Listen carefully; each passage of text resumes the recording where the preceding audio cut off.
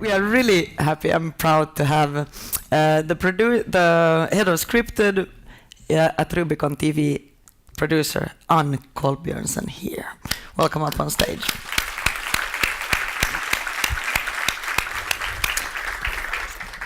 And that's kind of self-explanatory. You push the green one, then you Thank you. Get to the next slide. Just can take this away, please. And I'll remove these. Good morning, everybody. I hope you're doing fine. I've been asked to talk about the Norwegian market and also talk about Rubicon's slate and also the collaboration with Netflix. So it's quite different topics, but I will try to talk quite fast and see if we can manage, and hopefully that we can have some questions afterwards.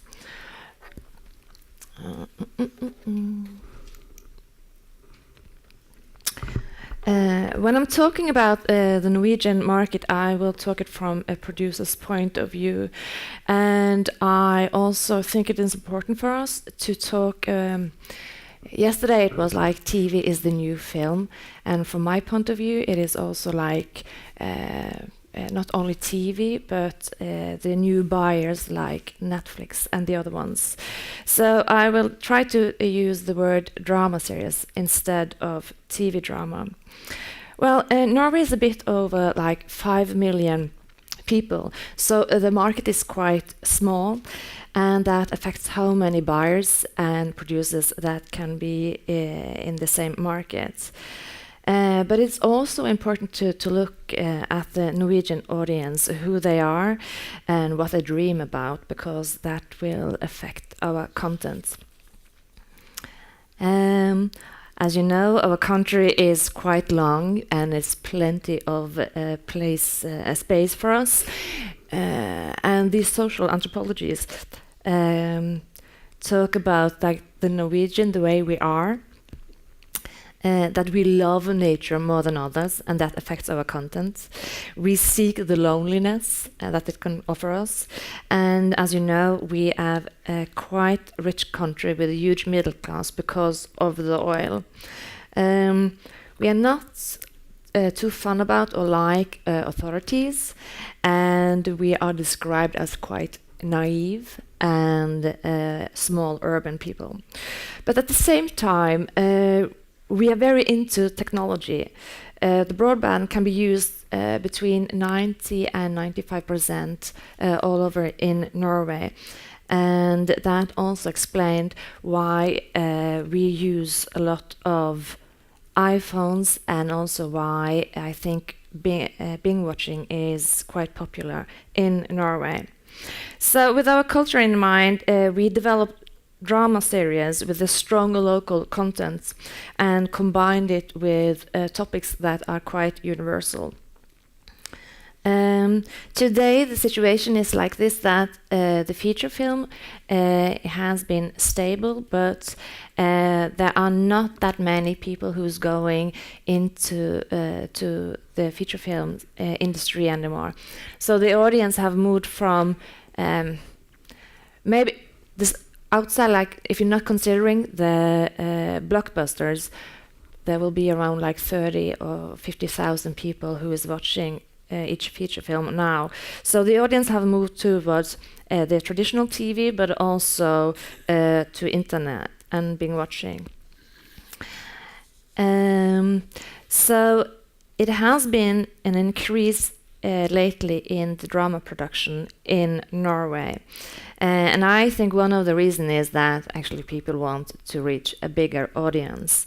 And it also for the creatives, it is more like they have more time to explain their stories and going into the characters, because one season of a drama series is compared to 3 or 4 feature films. So let's see, many of you know these already. These are the traditional buyers in Norway. NRK is the public broadcaster. They have several channels, but they are having like one internal department who is producing a drama series, and I think like the most famous have been like Mammon, and Mammon 2 is now in production. And they also have an external drama department that is buying Lillehammer, for example, and also the huge success right now, which is the Battle of Heavy Water, which has been incredible success with a lot of viewers. I think there are between like 1.2 and 1.5 millions for each episodes. There are some also news about NRK, because we know that there are discussions and they will probably start having more external productions in drama series. And also good news is that the internal department has said that they want to have co-productions with other production companies, which is really nice, I think. TV2 is the biggest commercial buyer in the Norwegian market, and Kristoffer Haug have a drama strategy for the 5 last years, and you can now see a lot of Norwegian content on TV2. They have a lot of diversity in their genre and also in their budget. Like you saw, Occupied Now has like a high budget, but they also are willing to buy comedy for low budgets, which we are producing for them. And we should not forget about like the daily series they're producing. They're producing or sending like 100 and well, the production company is producing 150 or 170 episodes each year. And that is quite important for the drama industry in Norway. So many those who is in the drama series industry in Norway have started their career at Hotel Caesar. TV Norway, CBS, they are buying drama, but it is mostly comedy. They are going, probably in a couple of years, to also start buying crime series. At least that's what they are saying. We will see what will happen with that. TV3 is also saying that they're going to buy more local drama. We haven't seen anything on the screen the couple of last year, but we know that they have some in development, so we will see if it's coming up, hopefully. And the new buyers in Norway, it is mainly Netflix who is quite big. There have been some small series from the newspaper VG, but they changed their strategy last year from drama series and now are focusing on documentaries. But we are actually producing a small series for them, but I think that is the only one they will buy probably now and focus on drama. So there are different topics in the drama industry in Norway, and another change that happened lately is that the big channels are not paying for the whole budget anymore. So we are now forced to do more co-producing and co-investments. And I think for many of us that is a quite new area, and we have now started traveling around with our drama series and see if we can succeed and have investors. And because of the Swedish and Danish success, it is a little bit easier for us now to follow after them. There are also some, you probably know, soft money you can apply for in Norway. There is now a huge pressure and a debate about this soft money because there are so many more who is now producing TV drama, but they are not putting the soft money into that genre. They are still focusing on feature films, and we will see what will happen now the couple of next years.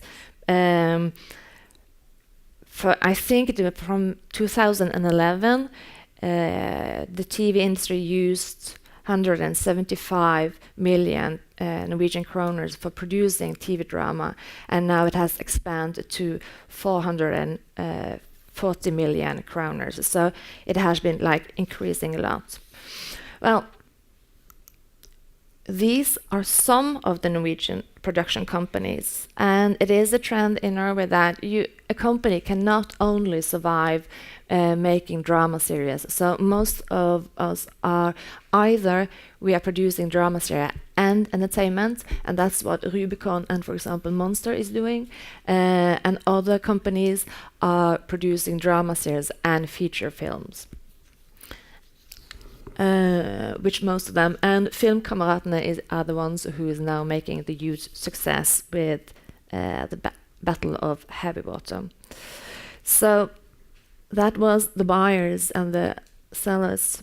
But our audience, there have been a survey in Norway what the Norwegian people dream about.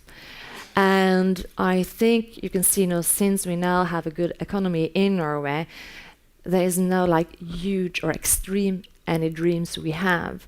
For the most answers from the survey that has been done is that they just want an ordinary life with a good economy. That you want, the answer is they want your wife to be happy, your kids to have friends and be healthy. So this, I think, is a typical picture of what the Norwegian are dreaming about. And this is also how we started our new series, The Third Eye, we are producing for TV2. And it begins with the main values in the Norwegian society. The main story of The Third Eye is that 4 years ago, Viggo, the main character, went through his worst nightmare. His daughter, Christina, disappeared, and the case has never been resolved. Viggo is now soon losing everything. His wife left him, and his job is in danger, and he's losing his mind thinking about Christina. And it is a crime series, but we have put a little twist into it because Viggo have some supernatural skills. Or you can say he has some dreams, and in his dreams he can see bits from either the cases he is investigating or some clues about what happened to his daughter. So what happened to his daughter, that is the main story through 10 episodes, but we will also have a crime case in each episode. It is also interesting about the Norwegian people, because close to 50% of the Norwegian people actually believes in over supernatural skills, or that think there is more that what actually you can see and prove. So we have used that in there. Let me just show you the international promo. The Third Eye Season 1 has been sold to South America, the Scandics, Belgium, New Zealand actually, and that is the first show they have been buying because they are used to have like English speaking drama series. Rubicon is now going into production of season 2 in a couple of weeks, so I will just show you the international promo so you will see what it is about.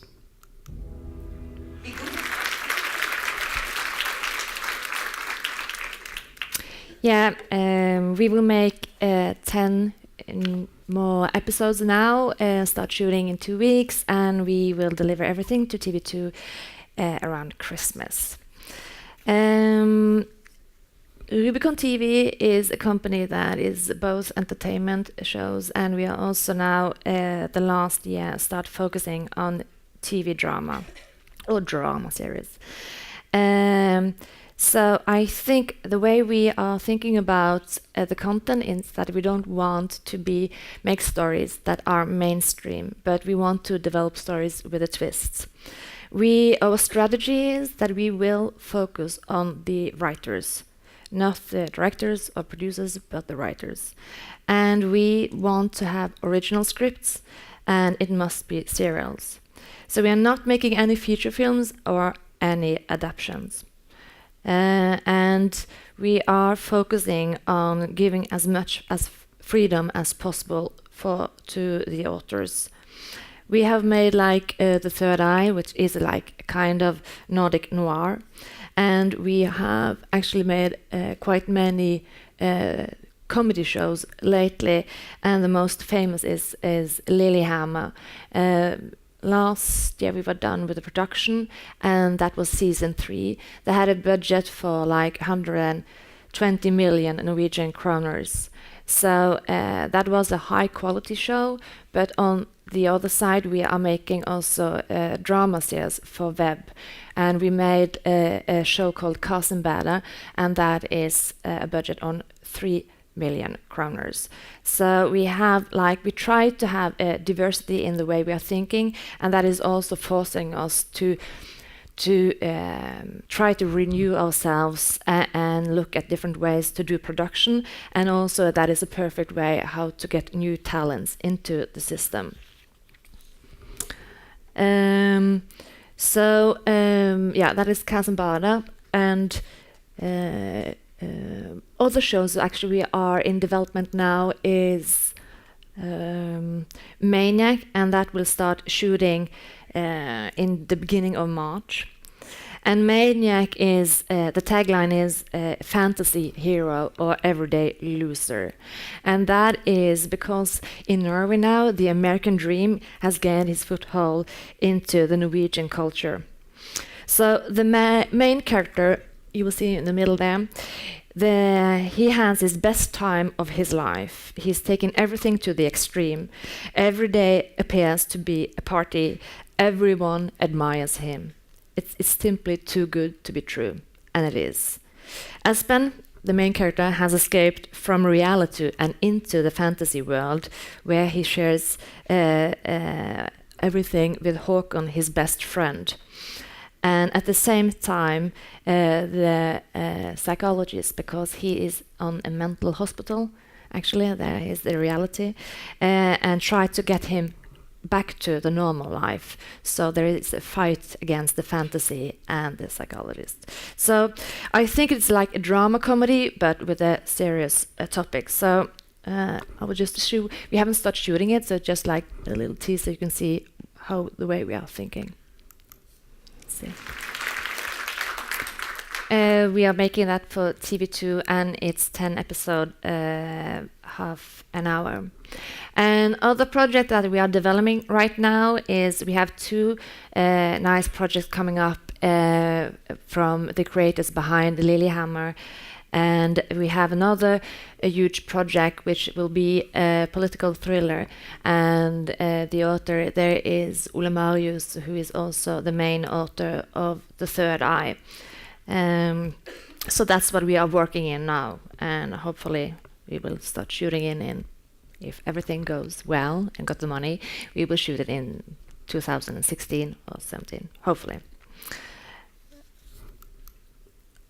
So, Lilyhammer, I've been asked to talk about like the collaboration with Netflix, and of course also then I have to talk about NRK, because they are both investors, and we are selling to both of them. We have been produced 3 seasons of it, and Lilyhammer is, maybe I should just tell them, I don't know, have everybody seen it? Yeah? Well, as you know, it is like a fish out of water story where the New York gangster, Steven, is going into witness protection at Lilyhammer, a small place in Norway, where he tries to fit into the Norwegian society, and is also about how people are reacting to him. So during the seasons, his past will track him down, and his old behavior as a gangster is start coming back. The beginning of it was NRK who was commissioning it, and while we were shooting it, season 1, Netflix came along and joined. Season 1, we have like 34 Norwegian million kroners.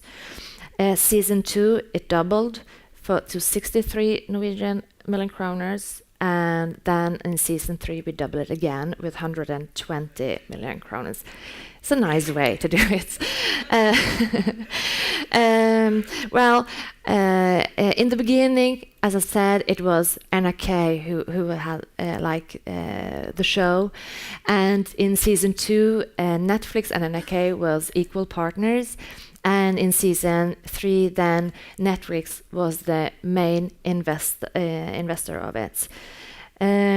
But just to mention that this didn't affect the way they treat us or treated the content during the way. NRK did like they always do, and what's a traditional thing to do in Norway. They will follow you all the process. They will give notes to the script, and they will follow the production really close and go through everything in post-production. And they did that at the same way in all the season, so it didn't affect who was investing what. To make this show is a quite complicated thing because it is hard to make the contracts all together. There are like 5 major parts you have to think about. It's like NRK and Netflix and CIA and Rubicon and Steven Vincent, of course.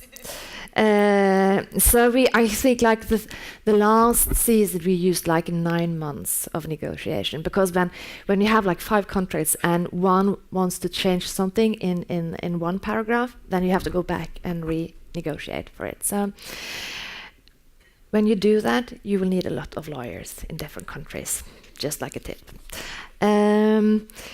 When you are producing for Netflix, it is a big risk for the production company, because the way they have the finance system, they will not pay you in advance. So you need to put your money into pre-production and production, and then you will be paid afterwards. So as a production company, you need to be, in Norway at least, you need to be part of a bigger system. And Rubicon is a part of the Shine system. If we haven't had them, this will not be possible for us to realize. I think I will just show you Netflix promo for season 3. If I had more time, I would tell you about the different ways of marketing, because it's quite interesting to see how NRK is marketing and what they will promote in the content and what Netflix will do. Well, so this is the way Netflix promote season 3.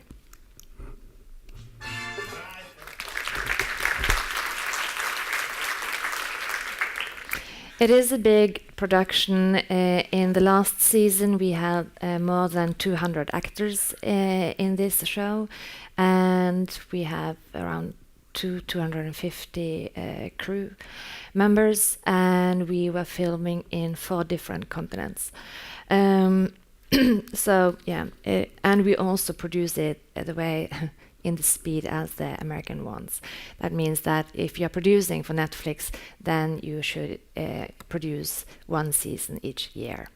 So when we are producing this in season 2, we start also write season 3, and so everything was happening at the same time, and it's quite complicated because Anne and Eilif, they are the showrunners. They are very into the script and they are very into post-production. So it was hard to have them in post-production and write at the same time.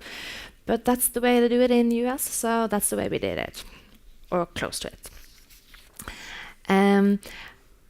Okay, I just look at the time. I think that why Lilyhammer became a huge success is because of the main story and the original content, and that we are making joke of cultural differences at the local level, how Norwegians react to stranger settling down in our community.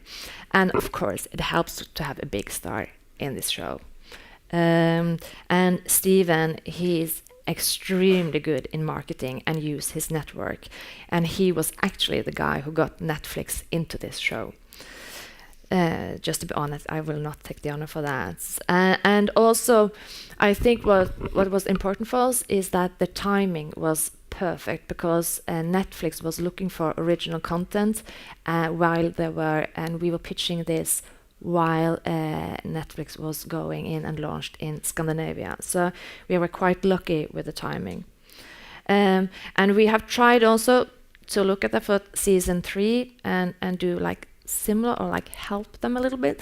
So in season 3 we have like 2 of the main characters is going to South America, and we put like the scenes from into 4 different episodes, and we were filming, sent the Norwegian crew over to Rio, and we have like the actors from Brazil also in Norway, and that was of course very nice for Netflix because we knew that they were going to launch in South America when we were done with this. So that was our strategy. It is also important, of course, the way we mix the language. So Frank will, of course, speak English, and then the Norwegian actors will respond in Norwegian and then start talking English, and that is very common in Norway actually. we start talking Norwegian, and then after a while we start, enough about that. Okay. And another thing is also when you have different parts, that is like a public broadcaster and a very commercial part with Netflix. It is important for us that we're not getting too many notes from the different parts in affecting the content. So as I said, NRK were working as they always do, giving us notes and supporting our show the way they always do. And Netflix, they are reading the scripts, giving no notes. Actually one. They give 1 note on season 3, and that's it. And they will have contact with us during the shooting, but no interfere in no way. And they will also go through and see all the episode in post-production, and usually they don't give any notes either. They did again have the same note in post-production, and we said, yeah, we will not change it. And so I think what is really great working with Netflix, that they give you a lot of freedom and trust, and that is extremely important for us. And I've talked to like some other American writers, and they said like one of the biggest problem is in US when there are too many notes for too many people, then it becomes like the creative things is being more like mainstream and not keep the original stuff. Well, I think I could talk about Lillehammer for hours, but I think I should stop here. And maybe if you have some questions, I will try to answer them. Compared to the Norwegian market and the success we are doing now, not only Lillehammer, but the other companies is doing great also. I think I'm optimistic. I think it will continue. And as long as we are focusing on the content and keep the originality and the Norwegian culture in the main stories. And an advice, if you get an offer from Netflix, take it. It's quite nice. Okay, that's it, I think. Yeah, thank you.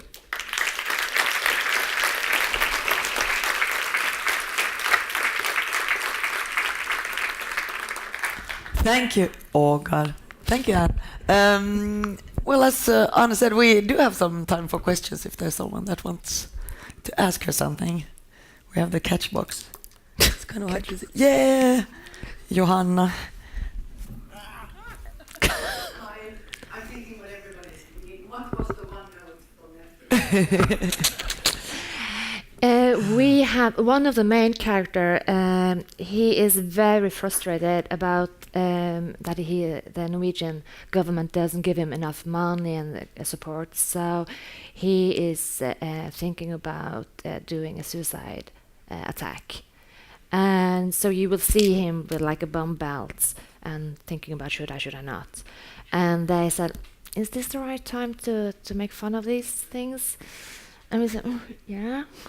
We think so. The way we do it, yes, we can. And then they didn't comment again. They saw the same thing in post-production. I was like, is that a good thing? Yeah, it is. And that was actually it. So we didn't do anything with it, and it was quite fine. Not a problem for them.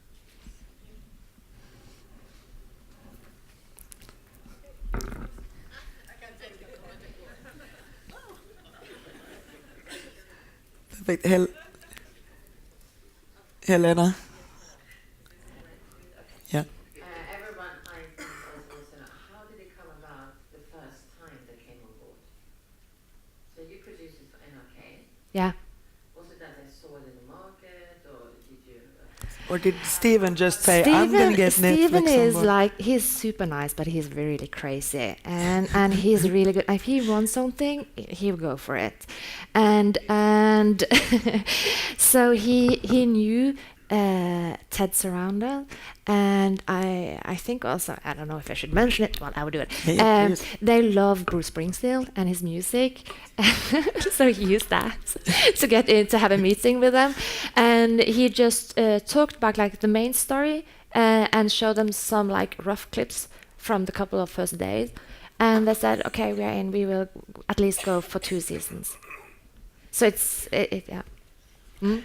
Well, you mentioned that you have to have a lot of lawyers, and of course that you have to pay for the production in beforehand. Of course, belonging to Shine Endemol, it's not such a big problem for you, but there has to be some negative or at least challenging things of working with Netflix, because now it seems like this dream, they just come and throw money at you. I know.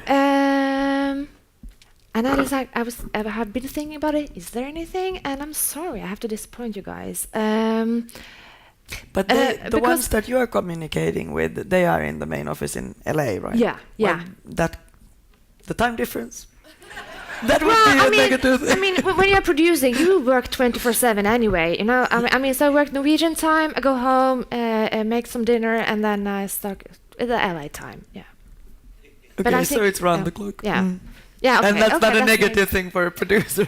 No, I mean you will work anyway, so it's not like that. The only thing is like is that you can't meet the client that like have like meetings, because I want to see people in their eyes if they mean the same thing as that they're saying. So so that's the bad thing. I don't know. No, it is not. I think especially in Norway, I've been invited to debates like, could you talk about Netflix, like the bad new ones coming in and destroying? And I said, no, they're not destroying. And for us, it's been they have been like putting Lillehammer and Norwegian drama on the international market, and after season 2 and 3, like many of the Norwegian actors and the directors and some other ones have now got American agents, and they can actually start going into US. So no, maybe I'm quite naive, but I don't think there are any problems about it. I don't know.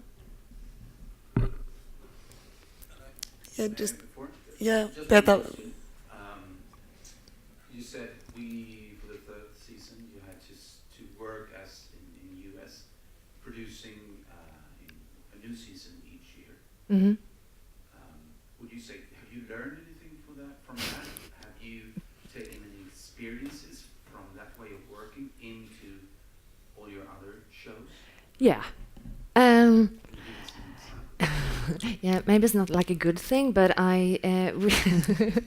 the way we are working now, very often, even though I would prefer to work another way, but very often our pre-production has much less time than we have before.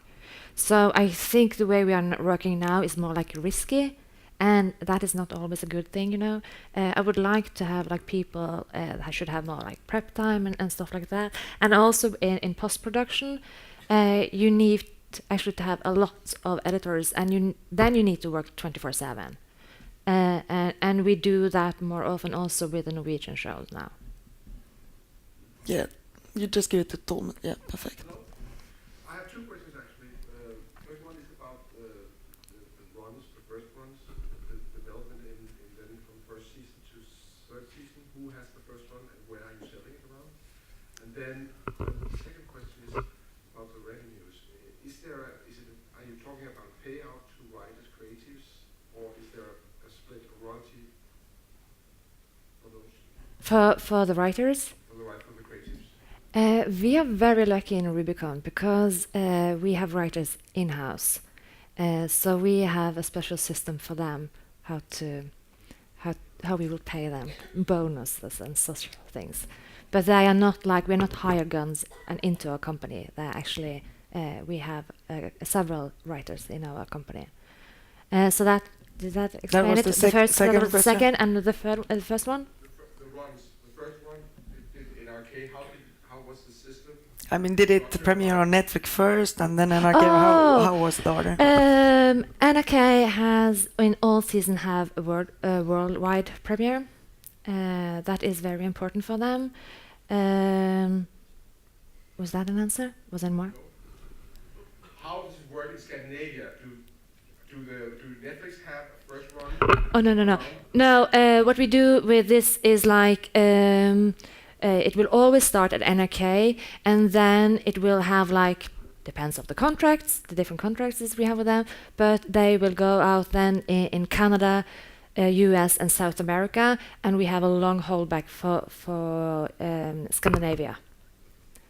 Yeah. And then we have like another system is Red Arrow who's selling it, so they have different contracts and holdbacks about the other countries. Yeah. Ah.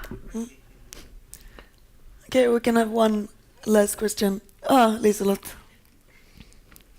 I was curious about the influence of Steve Van Sant on the story and the script, and how does the showrunner and Steve Van Sant get together, and how they keep the tune you want to keep with the new production system? That's a good question. Okay, Steven Van Sant is an executive producer.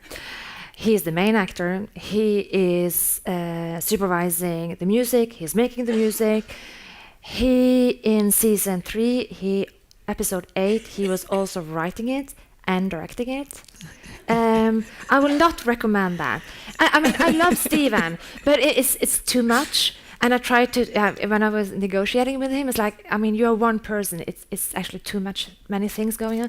But you know, he's like the problems in our problem. I mean, I don't need to sleep. And he's actually a guy that he doesn't like vacations. I talked to him, it's like, so what are you going to do this summer? And he's like, what? I had vacation like in '68, and I didn't like it. So we had about like debates about that. I mean, I love him, so I'm not making fun of it. But in season 1, it was very clear with Annan Eilif, and I think during season 1 we learned how it is to have like a huge international star in a local production. In season 2, we have like doubled the budget, so it was more easier for us, just like how to build up the whole production. He will do notes to Annan Eilif, and they will decide if they will put it in or not. And he is like a very like when it's done, he's like a very like an American way of producing it. So he will discuss things, but then we will stop and continue. But season 3, the last episode, I think we have like 24, 25 versions of it. Because then we had the opposite way, with he was writing it and Annan Eilif giving notes. So that was quite hard, to be honest. But it was fun though, also. But I don't do it. Okay. Was there more questions? I think let's go on to the next part of the program. Thank you so much for coming. Thank you.